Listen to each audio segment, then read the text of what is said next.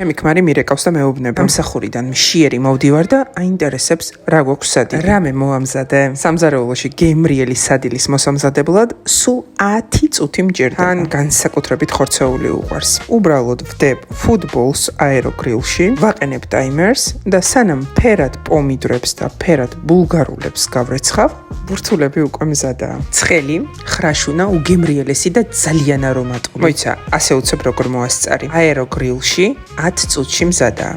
მარტივი, სწრაფი და გემრიელი. ძალიან მნიშვნელოვანია, რომ არ საჭიროებს არანაირ ცხიმს, რაც მაქსიმალურ სიჯანსაღეს უსვამს ხაზს. შეხედეთ უბრალოდ 10 წუთში სრულყოფილი კერძი მზად არის. ქმერული ან კიევური ბურთულა გინდა? აგერ ბატონო. მარხვაზე ხარ? ლობიო გინდა? ისიც არის. ახსოვდეთ, რომ ფუტბოლში არის შენი გემრიელი გზა დროის დაზოგვისკენ. არ საჭიროებს დროის კარგვას, მინიმალური ძალისხმევით იღებთ მაქსიმალურ გემოს.